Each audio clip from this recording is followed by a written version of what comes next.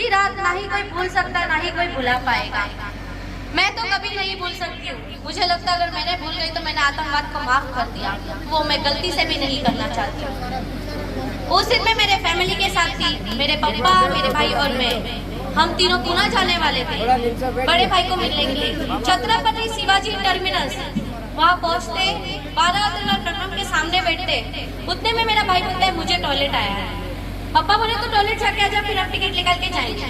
जैसे ही वो टॉयलेट हो जाता है, गोली फायरिंग होती है और बॉम्ब स्पॉट होता है। अचानक से ही हमला चालू हो जाता है। मैं एक शख्स को देखती हूँ जिसके हाथ में बड़ी सी गन है और वो अंदर गोली फायरिंग कर रहा है। तब मेरी उम्र 9 साल 11 महीने की थी। मुझे कुछ समझ नहीं आ रहा था कि आखिर यहाँ क्या चल रहा है। किसी के हाथ पे तो किसी के पैर पे तो किसी के सर पे गोली लग रही थी। एक गोली आके मेरे राइट पैर में लग चुकी थी। मैं गिर गई, बेहोश हो गई। बेहोश होने के बाद मुझे हॉस्पिटल लेके गए। वहाँ डॉक्टर ऐसे ही ऑपरेशन कर रहे थे। वहाँ काफी पेशेंट थे, तो डॉक्टर के पास भी टाइम नहीं था कि हर किसी को ऑपरेशन कर पाए, क्योंकि 26/11 में कई लोग घायल हुए और कई लोग मारे गए। वहाँ मेरा ऑपरेशन नहीं हुआ। सेंट जॉर्ज हॉस्पिटल में मेरा ऑपरेशन नहीं हुआ। वहाँ से मुझे जेजे शिफ्ट किए। जेजे हॉस्पिटल में करीबन मैं 1.5 महीना एडमिट रही। मेरा पैर का 6 ऑपरेशन किया गया। मेरी पैर की हड्डी टूट चुकी थी। मेरे पैर से AK-47 की गोली बाहर निकाली गई। मुंबई क्राइम ब्रांच ऑफिसर से कांटेक्ट किया गया कि बोले आप कोर्ट में आके गवाही दोगे। हमने बोला हम तैयार हैं। मेरे पापा ने दोनों आतंकवादी को देखा था और मैंने अजमल अमीर कसाब को देखी थी। 10 जून 2009 को मैं और मेरे पापा कोर्ट में जाके गवाही दिए थे। मेरे सामने 3 आतंकवादी रखा था, उसमें से मुझे कसाब को पहचानना था। मुझे कंफ्यूज भी करने की वहाँ कोशिश किए गए कि नहीं ये आतंकवादी नहीं वो आतंकवादी है। तो मैंने बोला नहीं यही आतंकवादी जो जस्ट सबसे साइड में फर्स्ट में बैठा है वही है कसाब, जिसने मुझे और मेरे आंखों के सामने कई लोगों को गोली मारी। तब मेरी उम्र 10 साल की थी। मन तो ऐसा हुआ था कि बैसाखी फेंक के मारूं या मुझे कोई गन दे दो तो मैं इसे अभी गोली मार दूं, पर मैं कुछ नहीं कर सकती। गोली लगने के बाद विटनेस की जो सफर हुई और आज तक की जो मेरी जिंदगी चल रही है, काफी प्रॉब्लम्स देखे हमने, बहुत सारी तकलीफों का सामना किया। कई लोग ने हमारा साथ छोड़ दिया। पैसों की ऑफर आया, धमकी आए, बोले कि हम आपको मार देंगे, आपके काट देंगे, आप सोच नहीं सकते हम आपके साथ क्या करेंगे। पाकिस्तान, हैदराबाद से कई जगह से हमें कॉल आया। पैसे का ऑफर भी दिया कि आप भीग जाओ और इस केस से हट जाओ, बट हमने बोला हम नहीं हटेंगे। हमारे देश से हमें गद्दारी नहीं करनी है। मेरे पापा ने तो उन्हें सीधा बोला था कि आपको मारना है तो आके मार के जाओ, हमें मरने से कोई डर नहीं लगता है। जब गोली फायरिंग हुई थी तब डर नहीं लगा, मरने से तो अब क्यों लगेगा हमें।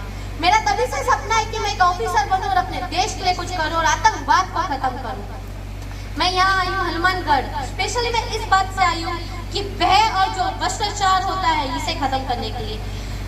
डर लोगों के मन में एक बार आ जाता है तो वो कभी किसी के सपोर्ट खड़े नहीं हो पाते।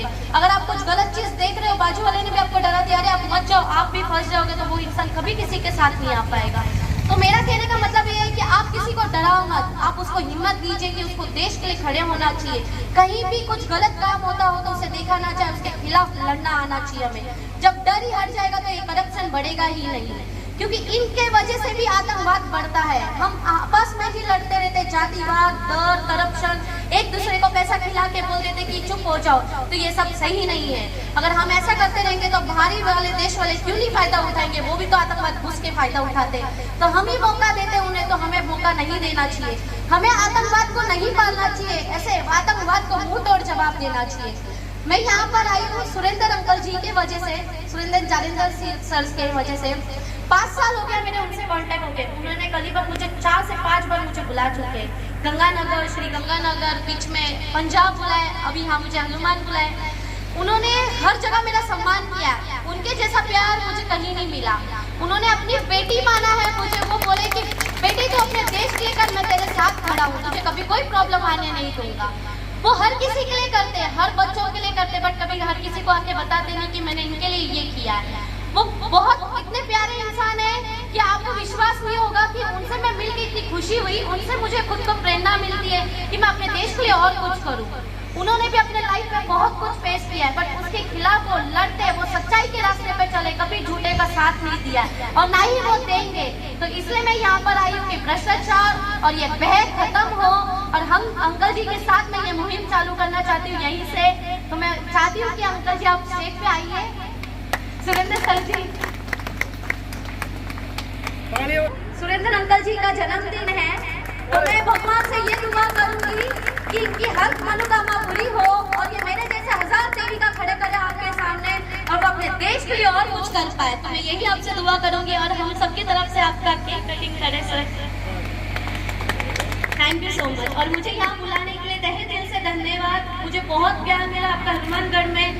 ये मेरा ही घर है, श्री गंगानगर हनुमानगढ़। मैं राजस्थान की ही बेटी हूँ, मुझे बहुत गर्व महसूस होता है। आप सभी का प्यार मिल के, आप सभी से मुझे एक हिम्मत मिलती है कि मैं आतंकवाद के खिलाफ और बुराई के खिलाफ लड़ सकूँ।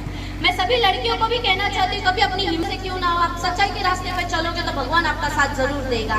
जैसे अंकल जी मुझे मिल गए तो आपको भी कहीं और बहुत सारे मिल सकते हैं। यहाँ मुझे गंगानगर में, हनुमानगढ़ में कई लोगों ने मुझे प्यार दिया है, हर जगह पे प्यार दिया। उन्होंने बोला कि बेटा आप लड़ो, हम आपके साथ हैं। तो मैं आप सभी को भी यही कहना चाहती हूँ कि कभी पीछे मत हटना। लाइफ में कितनी भी चीज आए, मरना आज नहीं तो कल है ही, हमें मरने का डर कभी नहीं रखना चाहिए। जो देश पे बॉर्डर पे लड़ते हैं वो हमारे, तो हम उनके लिए इतना नहीं कर सकते क्या?